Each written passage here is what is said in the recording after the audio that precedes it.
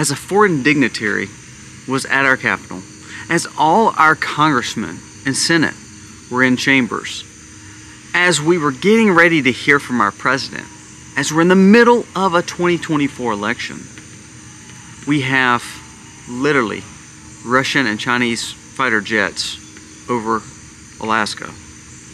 And then we're actually taking at Union Station in Washington, D.C., we're allowing for our flags to be removed from a Capitol building, put on the ground and burned, and a Palestinian flag go up.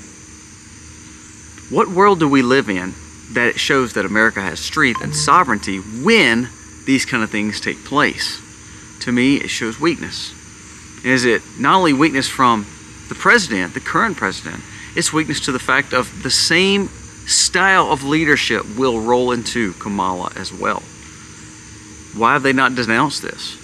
Why did they do nothing about it? Why is this not some major headline of how they're taking over a Capitol? Didn't happen, even though they were threatening truly American values. Today, let's jump into that and how this shows really a foreshadowing of what this next election will look like. Are you going to see the way of, American exceptionalism? Or are you going to see the way of, well, we're just going to allow people to do what they want to do, especially when they're not in the opposition?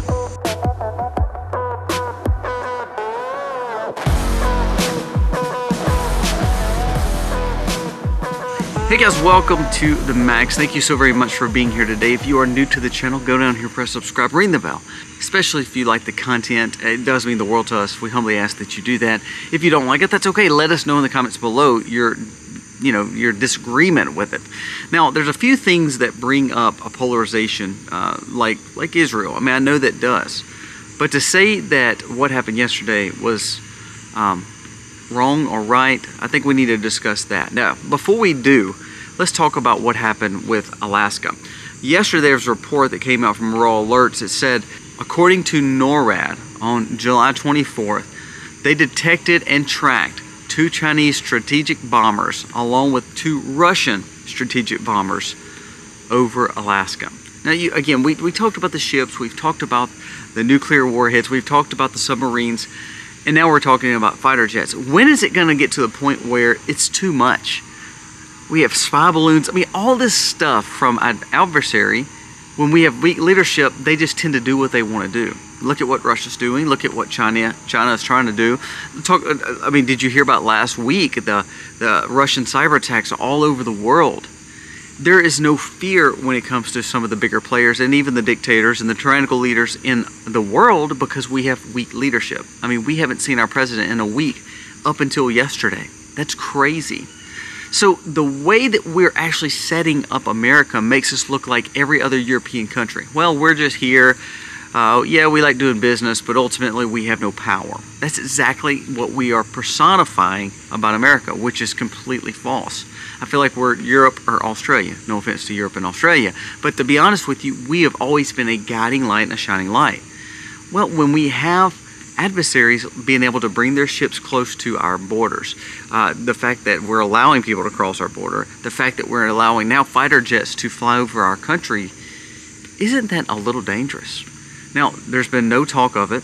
Nobody's talked about it, especially from this administration, that they're going to warn them or they're going to take control of the situation. They say, well, we intercepted them and now they know. And now they're off our area. It's like, why were they there? Were they spying? Were they looking at targets? How do we know, and why are we allowing it to happen? And I know people are like, oh, well, America's probably doing it too. And that's probably true. But again, as Americans, I'm not upset about that. I want us to make sure that we know what's going on at all times. They're wanting to do the same thing. It just blows my mind that we're allowing it to happen when we've never really allowed it before. But again, I go back to weak leadership. I'm not saying this stuff didn't happen under Trump. I have no idea. I'm not saying this stuff didn't happen under Obama or whomever. But it's happening more and more problems and leniencies are happening under this administration. And I think just because we're willing to change the head of the bureaucracy doesn't actually change the bureaucracy. So when we are trying to put in Kamala now, everybody's crazy and her cheerleader, you're going to get the same or if not worse situation than what you have with Biden, because she's not tested and she's not even tied to some of these big places like Biden was. So I'm anxious to see if she wins, or if she gets close to winning, what is the next step for some of these countries who see tyranny as the next step, and is America going to look weaker or stronger with this kind of leadership? So again, we're pushing for the opposition to win, not Kamala. Now let's talk about what's serious. The situation at the Capitol yesterday. Now before we do, here's a word from our sponsor, and then we're going to dive right in. The sponsor of today's video is Pain Safari Shockwave Torch. The Shockwave Torch, I mean, it is a flashlight. Very good to have with you at all times. 100,000 hour super bright LED light that could keep you safe even when the power is out. There's so much more importance about this Pain Safari Shockwave Torch than just a flashlight. Before we talk about that, I want to tell you about a special giveaway. I have partnered with Pain Safari to give one of you a $5,000 dream vacation for anyone who purchases a Shockwave Torch in the month of July. To enter, all you have to do is click my link in the description and be prepared anywhere you go.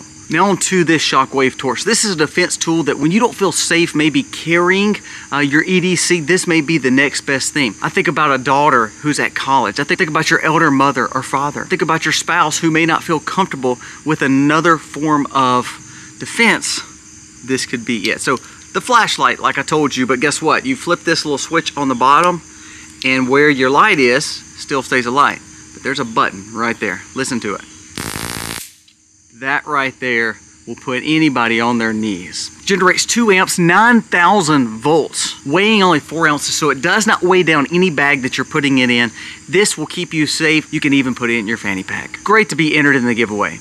But there's so much more value to owning this flashlight. That is so important. I use it as a flashlight more than anything else.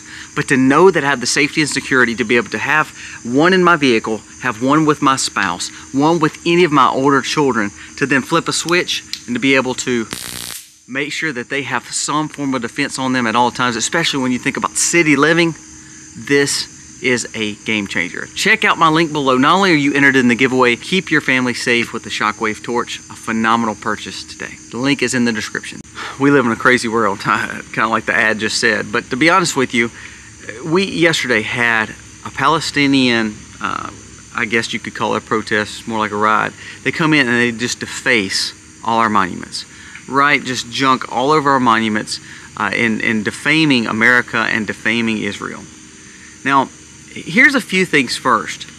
Netanyahu came to America to speak to the Congress. No matter if you like him or not, dignitaries do that all the time. It's diplomacy. And to be honest with you, should we care about American first? Yes. But absolutely, as an ally, Israel is an ally. Now, the first thing that we need to notice is that tons of Democrats did not even come to this event. So he's speaking to what he's supposed to be, the Senate and Congress, but a lot of Democrats skipped out. Now that shows, and then if you hear what a lot of them said after it, they talked about how dangerous he was and how they don't support him. And if you're of Jewish descent and you vote Democrat, I'm trying to figure out why you do that first and foremost. But I digress, that's not what this is about. But this man came on this country. Biden didn't meet him. Harris didn't meet him. He didn't come into any kind of recognition. He got off a tarmac with a few, cameras there. We meet every dignitary totally different than that. So it shows the Democratic Party has really got a push against Israel. And I think that's a struggle, because you have your old-term Democrats like your Schumers who support Israel, then you have your newer squad Democrats who are not. So I think that's going to be an infighting, especially for Kamala, because I don't believe Kamala supports Israel either. But he was not greeted well, and then again he goes in to speak to Congress. Now he's meeting with Trump, he's going to hopefully meet with Kamala, that's what the word was. But basically, what happened outside in D.C. Now, this is our capital now. Our capital. America's capital. Union Station building, flags flying everywhere, because this is patriotic Washington, D.C. Or so it should be. So these Palestinians take down our flags on our capital. Now, they're defacing monuments here. They're defacing special part of our history, our relics. And then on top of that, taking down the flags, taking down our flags, burning our flags, and then putting their Palestinian flags over one of our buildings.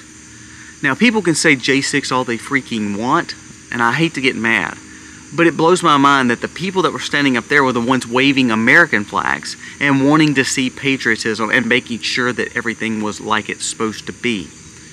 In this case, these people are doing the exact opposite. They're saying death to America, death to Israel, defacing all the things that we have made relics of America to show the history and where we've come from, to then turn around and burn our flags, to put up Palestinian flags over one of our Capitol buildings.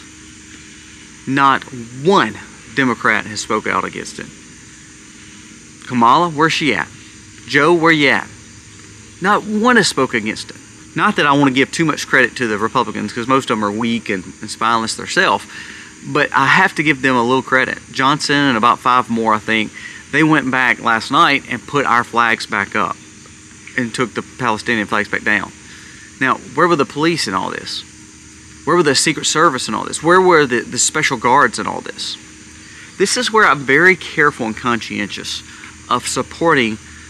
I support military, support police, but at the same time, remember, they're going to do what they are told. They're fulfilling orders.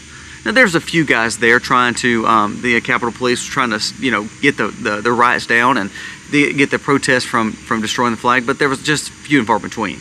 And then when it happened, they were like, oh, well, it happened. And look, do you blame them? They're probably not making much money, and they're not going to go put their neck out to then get beat up by a protester, that then get put right on trial like all the rest of these officers have. So do I blame them? No. But sadly, no one stopped these people from defacing American relics and taking our flag down and burning it.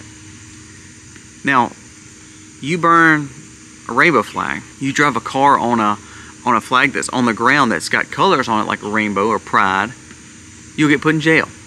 But to burn the American flag, it's called freedom of expression. Is that what they said yesterday? How crazy and how idiotic have we become? Truly, the term is foolish. Foolish. That we're allowing kids who drive their trucks on the road that they painted a color, and they get thrown in jail. If someone burns a flag that has no meaning when it comes to safety, security, freedom, and history, like the American flag or any country's flag, we can burn it and do what we want with it, but that has a rainbow on it, and oh, that's a hate crime. But it's not hate when they're saying death to America, death to Israel, and burning that. What?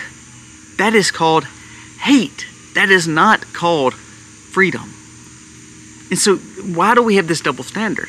Well, again, Kamala said nothing. Joe has said nothing. The Republicans said something. They, said that we're going to go fix that and all this. And they did. But to be honest with you, it should have never happened. They should have stopped them before it happened. They should not be allowed to walk on a Capitol grounds, destroy parts of America, take down our flags and burn them, and just go free. They're the ones that should be locked up. Talk about J6. Come on. And that's what I guess blows my mind. We just had an attempt on the former president just, 2 or 3 weeks ago? 2 weeks ago? No one's talking about it anymore. The focus is gone.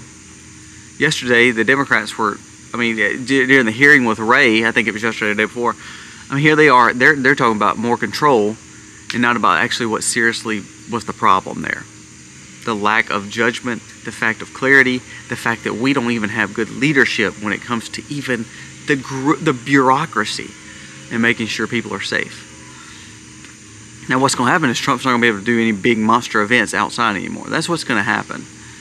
And that just evens the playing field, because Biden and them can't fill up a park to save their life. Kamala sure can't. They were bragging about her having a 3,000 attendee group yesterday, and they thought that was the biggest thing ever for Democrats. And Trump is putting 50, 60, 70,000 people, like he did in New Jersey, in these big old open spaces. This is ridiculous where we're at, though, to where we have Russian and Chinese fighter jets flying over our country.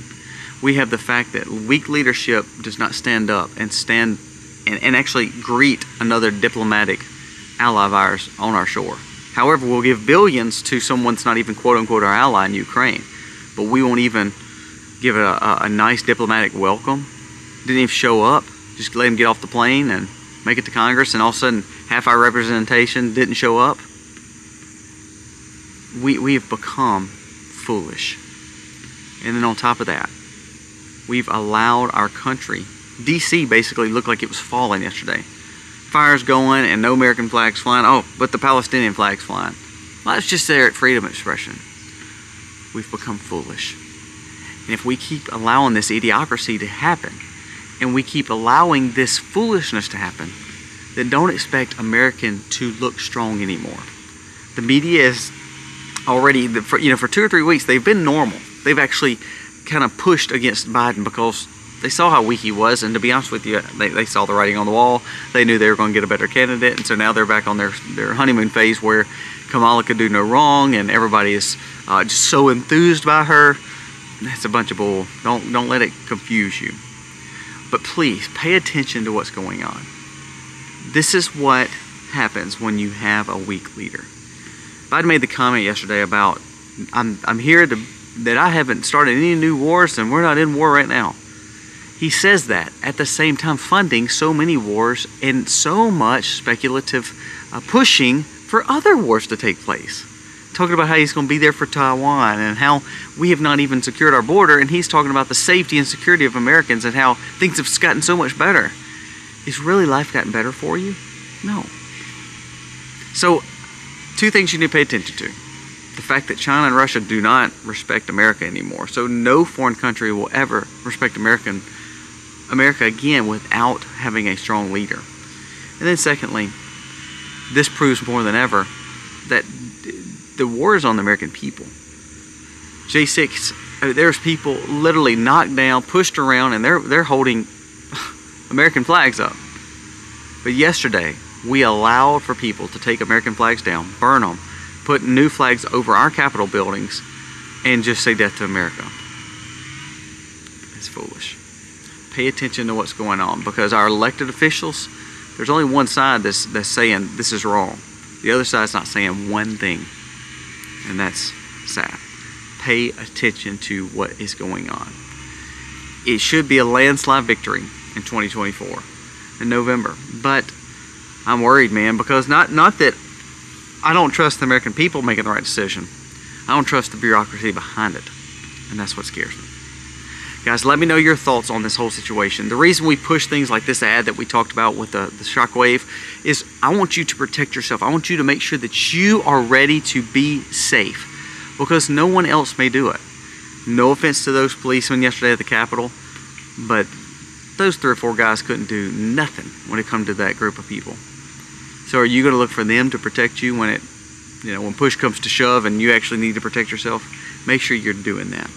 Guys, thank you for watching. God bless.